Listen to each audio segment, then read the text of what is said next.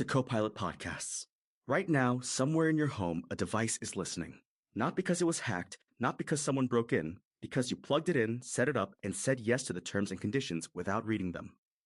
Today, we're getting into how smart devices are quietly building a surveillance infrastructure around us, specifically how they collect your data covertly, who they hand it to, and what it means when private companies and governments can piece together a detailed picture of your life from your thermostat and your doorbell. By the end of this episode, you'll know exactly what's happening under the hood of your smart home, and you'll have a clearer sense of what you can actually do about it. My guest today knows this terrain deeply, so let's not waste any time. Walk me into this. How bad is it really? It's bad in a way that's hard to see, which is kind of the whole point. The Internet of Things, IoT, is basically a network of physical objects embedded with sensors, software, and connectivity that lets them collect and exchange data over the Internet. We're talking smart thermostats, wearables, smart locks, cameras, voice assistants, even smart toys for kids. And the defining feature of all of these devices is that they are always on, always connected, and always collecting. Always collecting. Like even when you're not actively using them, especially when you're not actively using them. Take smart speakers, Amazon Echo, Google Home. Research from Vancouver Island University published for the IEEE UMCon 2025 proceedings found that these devices listen continuously to their surroundings so they can respond to a wake word. But that continuous listening is also a continuous data capture mechanism. And the paper specifically calls this covert surveillance, not because the companies are hiding the microphone, but because the data capture methods and storage practices are deeply unclear to users. Okay, so the microphone is visible, but what happens to what it hears, that part is invisible. Exactly. And the researchers introduced this framework called SCORE, Surveillance Mechanisms, Consent and Awareness, Operational Data Flow, Usage and Exploitation, and Regulatory and Technical Safeguards. It's basically a map of all the ways the system is broken. And one of their key findings is that insufficient transparency in smart device applications is making all of this worse. I want to push back a little here because I think a lot of people's instinct is, okay, but these devices are genuinely useful. My thermostat learns my schedule, my fitness tracker tells me when I need to sleep more. Isn't there a real trade-off happening here that people are consciously making? That's the right question to ask. And the honest answer is, the trade-off would be fine if it were actually transparent. But it's not. The Ghost My Data Guide on IoT Privacy in 2026 makes this point really clearly. Many users never read privacy policies that explicitly permit this collection. And even when they do, manufacturers use what are called dark patterns, vague language, and confusing design to obscure what they're actually doing with your data. Dark patterns. So it's not just that the terms are long and boring, they're actively designed to be confusing. Right. And there's something the Vancouver Island University paper says that I keep coming back to. They open with this definition of privacy as, and I'm quoting here, breathing space that encourages self-expression and gives us the freedom to do and be as we like without the fear of public judgment. That framing changes things.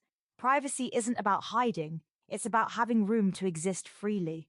That's a really different way to think about it. It's not, I have something to hide, it's, I have a right to not be watched. Exactly. And when you frame it that way, the stakes get a lot higher, because what the research shows is that smart devices are eroding that breathing space in ways most people don't realize. Let's talk about the kids' angle for a second, because that one hit me.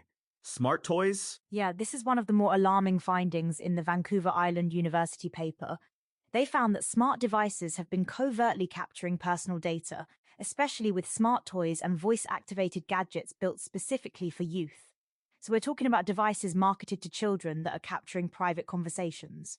And the ACLU has raised questions about the data privacy implications of voice assistants in educational spaces too, schools, healthcare settings. So it's not just adults who opted in, it's kids who had no say at all. And the paper notes that youth are actually becoming more aware of privacy breaches and are starting to value their personal data more. There's this generational shift happening where younger people are waking up to what's been collected about them since childhood. Okay, so we've established that these devices are collecting data constantly and that the consent process is basically broken. Now I want to get into the part that I think is the real gut punch. Where does all that data actually go? So this is where it gets genuinely alarming. According to the Ghost My Data IoT Privacy Guide, manufacturers frequently share your data with advertising networks for targeted marketing, data brokers who sell it to unknown parties, insurance companies evaluating your health and behavioral risk, employers monitoring productivity and wellness, and government agencies through legal requests. Wait, insurance companies? Like my fitness tracker data could affect my premiums? That's exactly the example the guide gives. A fitness tracker company might sell your exercise data to insurance firms, which use it to adjust premiums. And your smart home device might share voice data with third-party analytics companies. And the guide is explicit that these practices often happen invisibly. Invisibly. So you have no idea it's happening. And here's the legal context that makes this even more troubling. The US Government Accountability Office, the GAO, has explicitly found that the United States does not have a comprehensive privacy law governing the collection, use, and sale of consumers' personal data.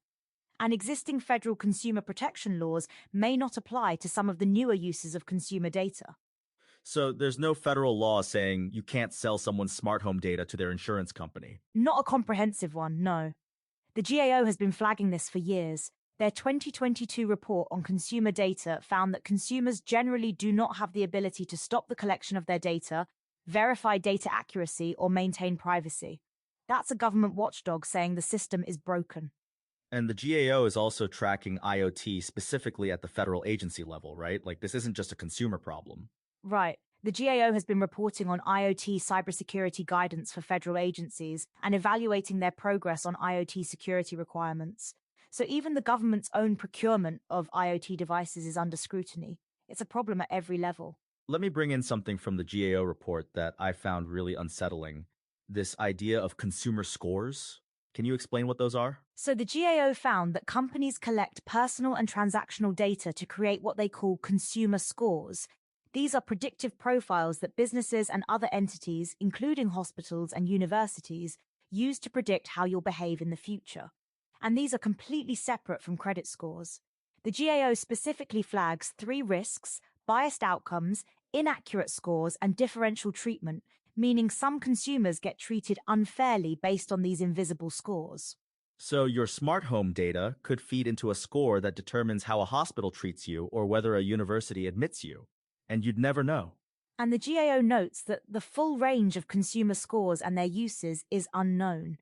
Even the watchdog doesn't have the full picture. That's how opaque this system is. That's wild. Okay, I want to zoom out now because I think there's a bigger frame here, this idea of surveillance capitalism. Because we're not just talking about companies being nosy, there's a structural argument about what this does to democracy. Yeah, and this is where the conversation gets really important. In October 2025, Harvard Kennedy School's Carr Ryan Center hosted a panel called Surveillance Capitalism, Power, and Our Democratic Future.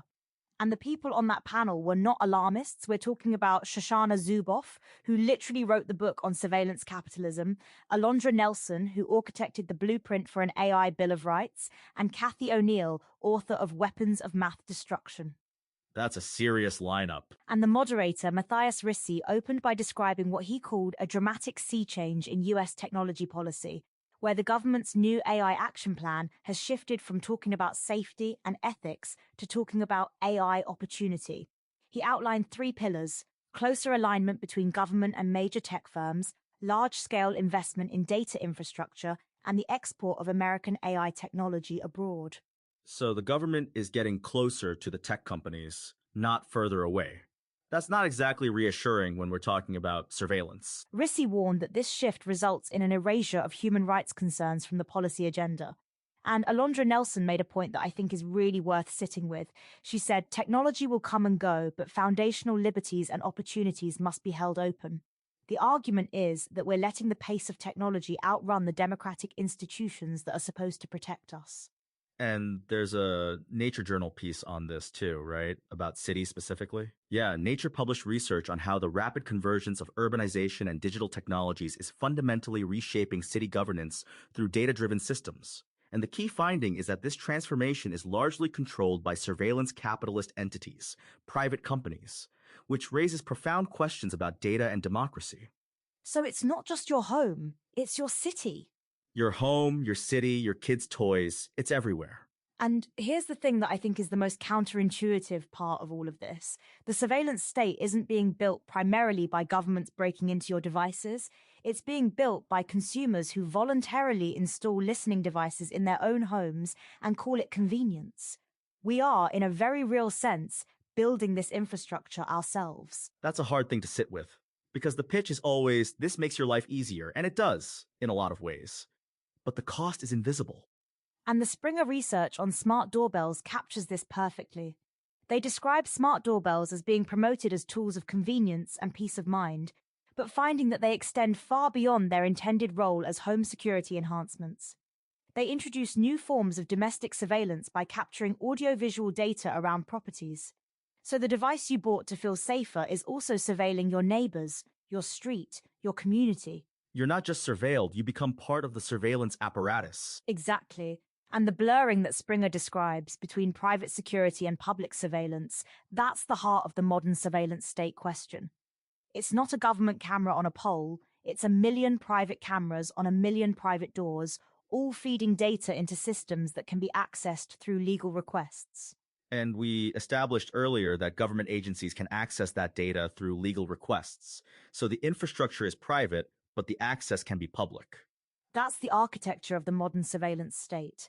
It's distributed, it's privatized, and it's largely invisible to the people living inside it. Let me ask you about the regulatory side, because we've got GDPR in Europe, CCPA in California. Are those doing anything? They're doing something, but the gap is significant. The Congressional Research Service noted in their analysis of online consumer data collection that the global regulatory environment is a patchwork of laws.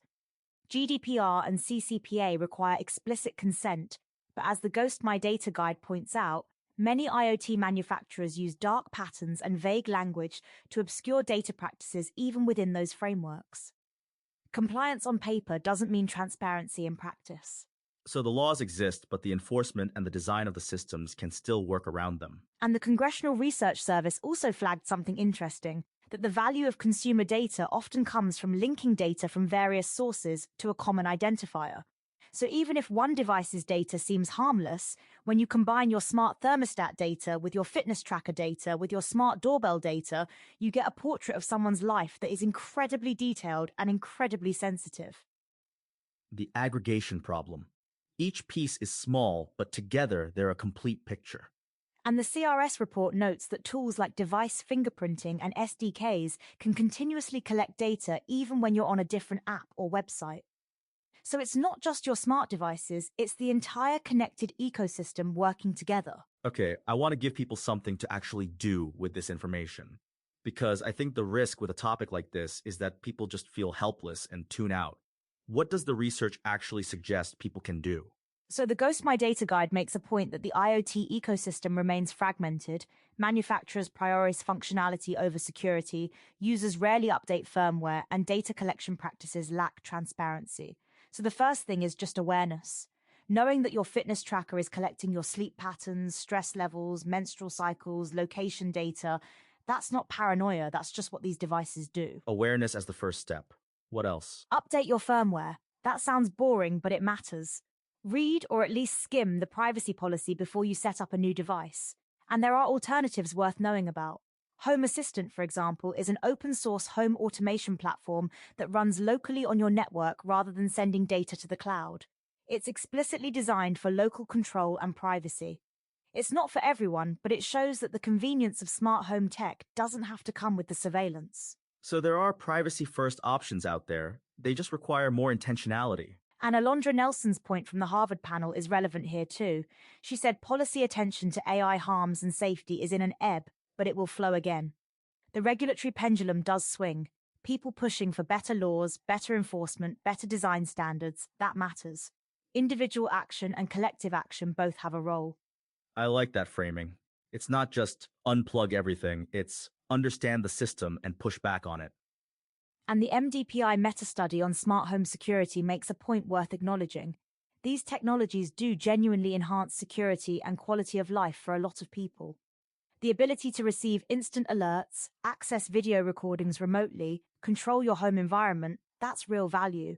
The problem isn't the technology itself, it's the data practices built around it. So the technology can be good. The business model built on top of it is the problem. That's exactly it.